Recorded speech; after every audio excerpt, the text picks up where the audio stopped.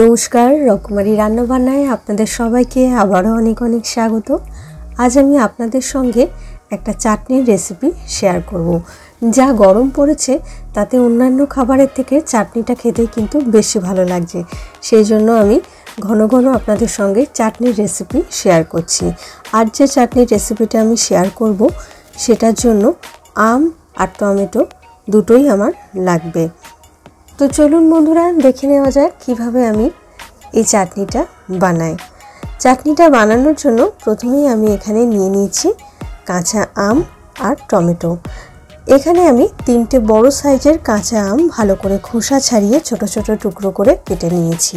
আর নিয়ে নিয়েছি টমেটো, 6টা মিডিয়াম সাইজের টমেটো আমি ছোট ছোট টুকরো করে নিয়েছি। এই যে দেখুন বন্ধুরা, আমটা আমি এরকম ছোট ছোট টুকরো করে নিয়েছি। এবার আম আর টমেটোটা আমি মিক্সিতে মিহি করে পেস্ট করে নেব।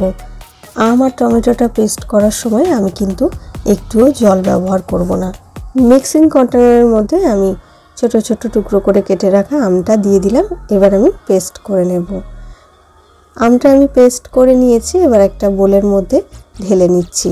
বাকি আমগুলোও আমি এরকম জল ছাড়া মিহি করে পেস্ট করে নেব। 2-1টা টুকরো যদি গোটা থাকে অসুবিধা নেই। টমেটোটাও আমি জল ছাড়া একদম মিহি পেস্ট করে নিয়েছি। এবার আমি চাটনিটা বানানো শুরু করব। ফ্লেম অন করে কড়াইটা অল্প গরম করে নিয়েছি।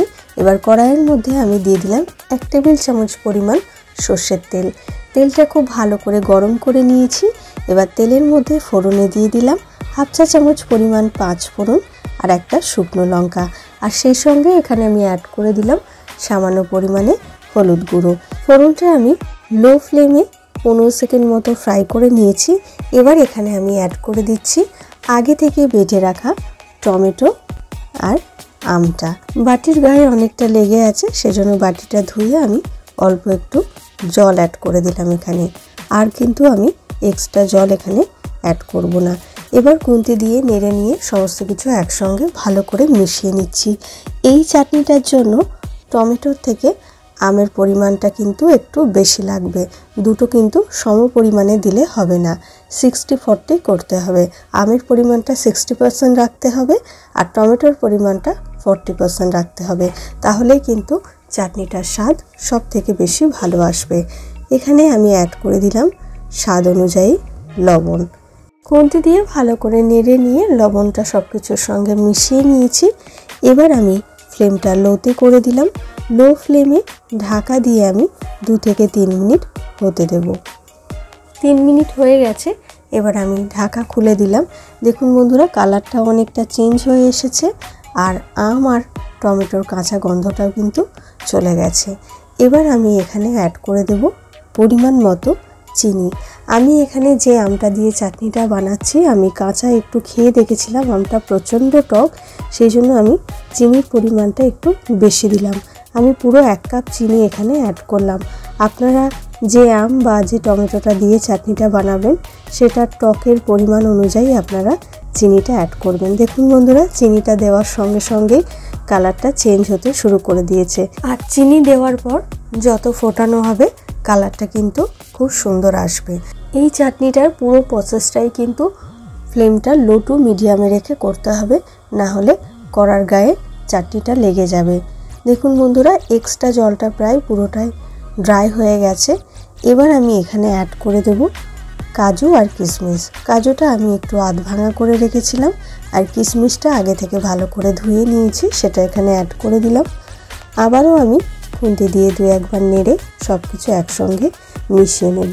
কাজু আর কিশমিশ দেওয়ার পরে আরও 2 মিনিট মতো আমি লো ফ্লেমে রেখে জাল হতে দেব।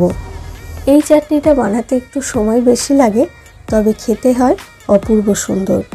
বাচ্চা থেকে বড় সবার এই চাটনির টেস্টটা কিন্তু ভীষণই ভালো লাগবে। আর এই চাটনিটা শুধু ভাত খাওয়ার শেষ পাতে নয়, এই চাটনিটা দিয়ে রুটি পরোটা খেতেও কিন্তু দারুণ লাগে।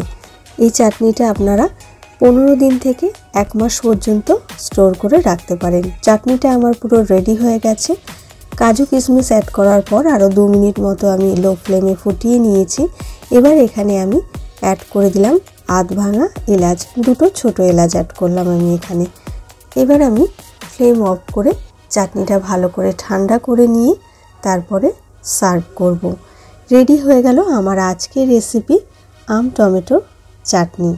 কেমন লাগলো আজকের এই চাটনির রেসিপিটা আপনাদের? অবশ্যই আমাকে কমেন্ট বক্সে কমেন্ট করে জানাবেন। আর ভিডিওটা ভালো লাগলে একটা লাইক করে দেবেন। আর আমার চ্যানেলটিকে সাবস্ক্রাইব করে পাশের বেল বাটনটা প্রেস করে রাখবেন।